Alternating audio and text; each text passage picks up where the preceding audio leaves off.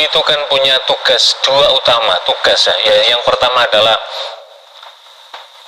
melayani umat, dalam hal ini adalah khodimul ummah. Yang kedua adalah sodiqul hukumah. Di antara khodimul ummah, melayani umat itu adalah himayatul ummah anil akidah al fasidah, yaitu menjaga, memelihara umat ini jangan sampai memiliki atau tercemari atau mengikuti akidah yang rusak. Karena itulah kalau kita melihat video-video yang beredar dari Pak Gufron atau Mama Gufron ini, kita sudah bisa melihat bahwa ini ada beberapa hal yang menimbulkan persoalan serius terkait dengan keagamaan kita.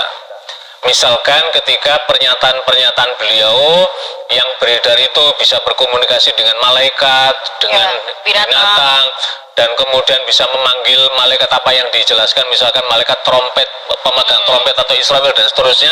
Maka hal-hal yang demikian ini adalah berbahaya pada akidah umat. Karena itulah MUI punya tugas himayatul ummah, menjaga dan memelihara akidah umat dalam konteks hal ini.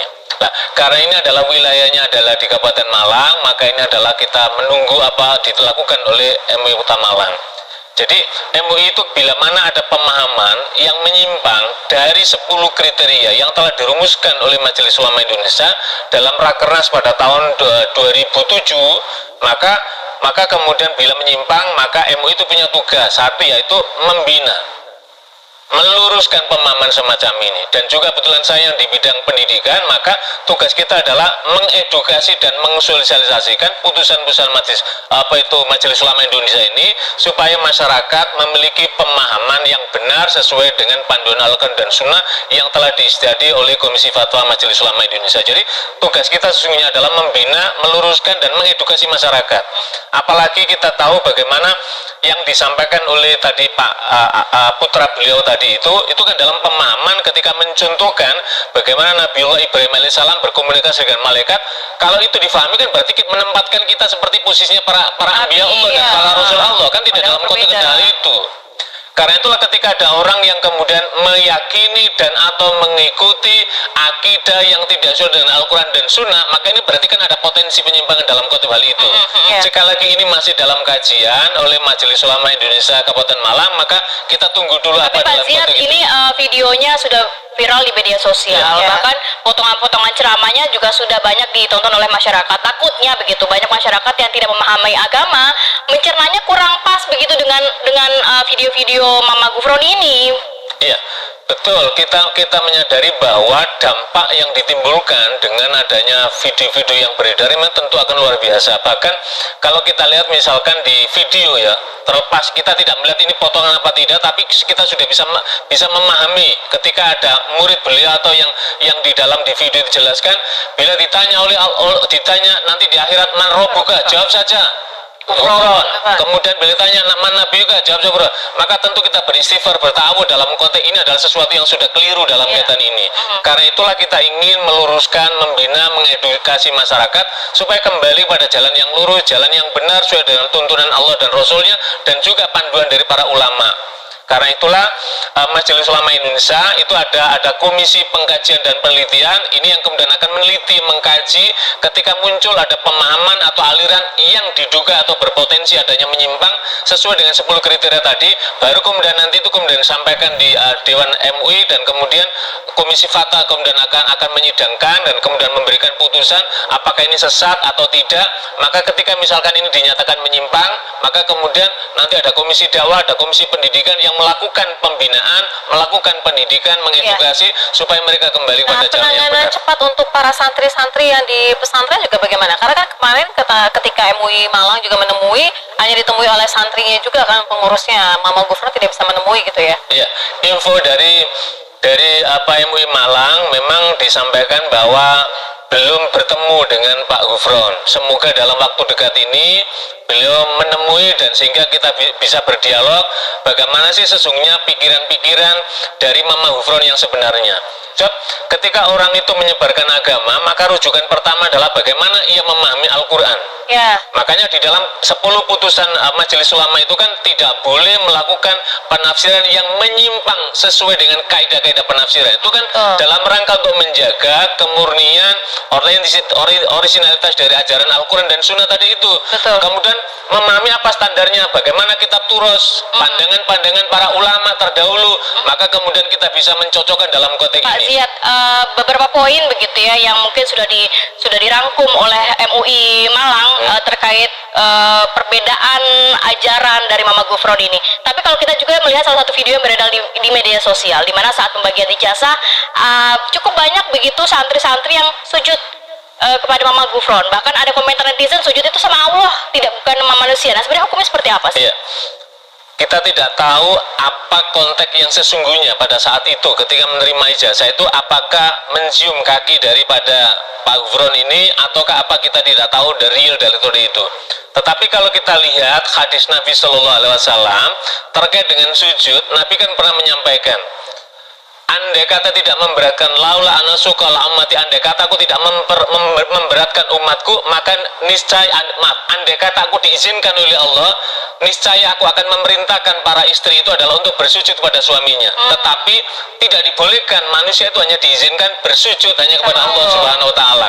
Maka kalau misalkan ketika menerima ijazah kemudian sebagai takdim pada guru, kemudian mencium tangan guru, maka saya kira ini adalah tidak ada persoalan. Tapi ketika sampai pada tingkatan kemudian harus sujud di hadapan kaki guru, saya kira ini juga tidak dibetulkan dalam dalam taklimul mutalim, sekalipun dalam pemahaman yang semacam ini. Lah, karena itulah dalam hal ini kepada para anak-anakku sekalian, para murid, para santri, maka nyantrilah, belajarlah kepada kiai-kiai yang kredibel, pesantren-pesantren yang kredibel, yang jelas di sana kitab apa yang diajarkan, bagaimana sanad keilmuan pengasuhnya dan seterusnya. Ini dalam rangka untuk menjaga pemahaman keagamaan kita supaya kita memiliki pemahaman keagamaan yang benar. Baik, kita langsung ke Pak Mujib, tanggapannya Pak. Itu tadi seperti disampaikan oleh Pak Ziyad, itu seharusnya tidak dilakukan seperti itu, yang sujud kepada seorang guru ketika mendapatkan ijazah.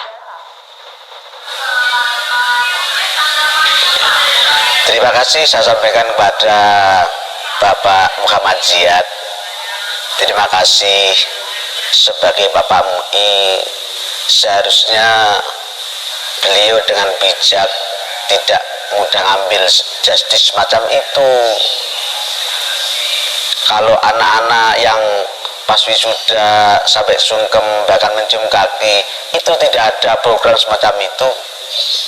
Berarti kita harus klarifikasi kembali, innamal amalu binniyat. Mungkin niat mereka tabarukan, takdiman kepada seorang guru, bahkan ibarat orang tua itu. Jadi kalau langsung dijustris semacam itu, keluar dari koridor agama lah, itu yang mohon maaf ya, kami boleh lawan lah. Terus lagi mohon maaf Bapak Ziyad, apakah kalau referensinya tadi hal-hal yang disampaikan oleh Pak Ziyad itu menyimpang. Nah, artinya apa yang diajarkan oleh santri ini juga tidak benar gitu. Jadi Pak Mujib, kami tadi telah menyampaikan kita tidak tahu the real bagaimana konteksnya. Maka inilah yang kemudian kita lihat bagaimana pandangan para ulama secara umum meletakkan kewajiban seorang murid takdim kepada gurunya, takdim seperti apa. Kalau cium tangan guru, cium tangan kiai, saya kira ini masih bisa dimaklumi dan memang ini ada rujukannya. Tapi sampai kemudian harus mencium kaki dan seterusnya, maka inilah yang perlu kita lihat apa maksud dan tujuan dalam hal ini. Sekali lagi, Majelis Ulama belum menyatakan ini keputusan ini menyimpang apa tidak, belum. Karena itulah kita menunggu Majelis Ulama Indonesia yang ada di Kabupaten Malang untuk melihat dalam kaitan ini, mengkaji, meneliti secara seksama dan cermat.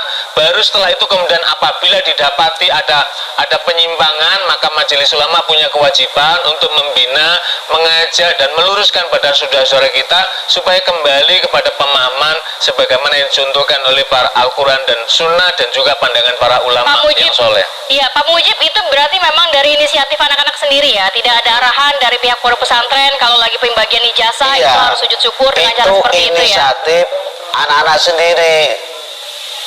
Jadi tidak ada aturan nanti harus cium kaki, nggak ada. Jadi mohon maaf dengan sekali lagi, kalau Bapak MUI seperti kayak kemarin itu, kalau kata saya itu memang oknum itu. Kalau sudah menjustis unik, sudah di luar agama, di luar syariat, ya nanti dulu Pak. Jadi tolong hati-hati, katanya harus cari yang kredibel ya. Kalau tadi ya saya bahas, Quran menyatakan ikutilah orang yang tidak minta upah. Coba itu dibahas kita bersama, coba. Unik, Ya, Pak Mujib, dengan ini transparan, ada gratis. tabayun juga begitu dari ada MUI, ada Kalau yang lain, ayo Gufron, monggo. pastinya kan. Dapat masail. Ya. Ya, mungkin sedikit boleh kita flashback, sebenarnya Mama Gufron itu sejak kapan sih melakukan ceramah, memiliki pondok pesantren, dan backgroundnya sendiri mungkin ya kita kan tahu biasanya kalau alim ulama ini kan mengenyam pendidikan dulu terlebih dahulu di mana, berapa tahun dan lain sebagainya. Mungkin boleh diceritakan, Pak Mujib.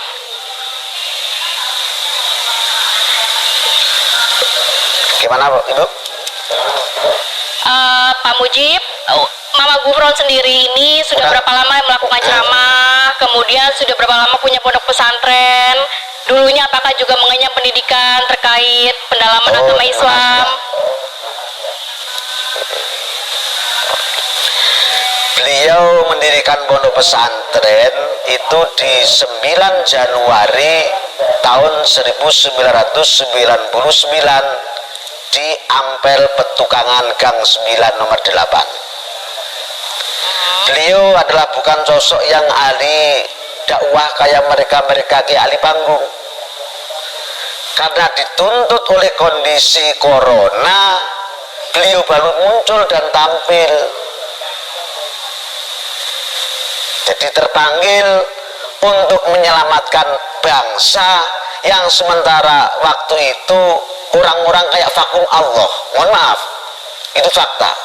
Bukti dengan masjid ditutup, pondok pesantren ditutup,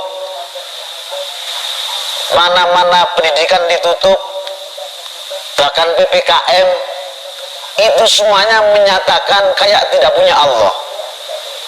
Abuya tampil, ayo kita doa bersama, kita punya Allah. Alhamdulillah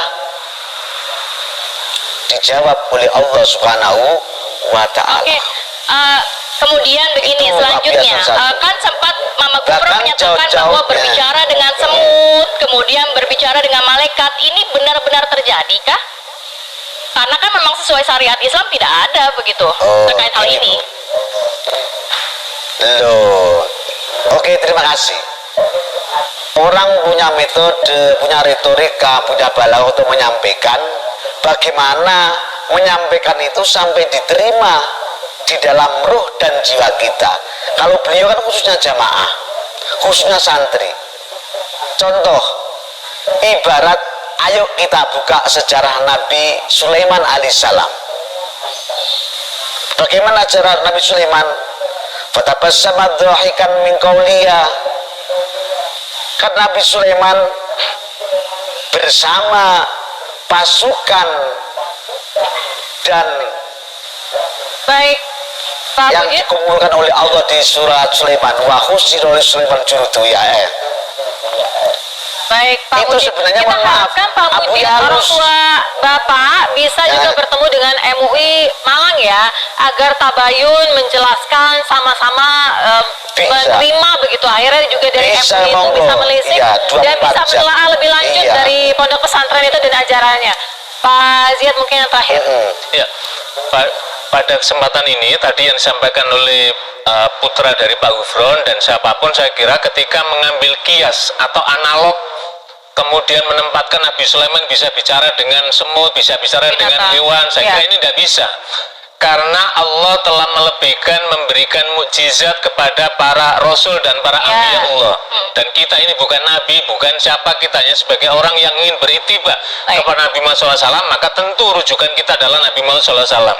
Dan pada kesempatan yang mulia ini, yang baik ini, kita juga menghimbau pada para orang tua, hendaklah kalau menyantrikan anaknya, menitipkan pendidikan pada anak-anaknya, mari senantiasa kita pantau, kita tempatkan pada pendidikan yang baik dan benar, jangan sampai akidahnya kemudian terjumbus pada hal yang aneh. Dan ini kita bina bersama-sama, mudah-mudahan Allah senantiasa membimbing kita semua.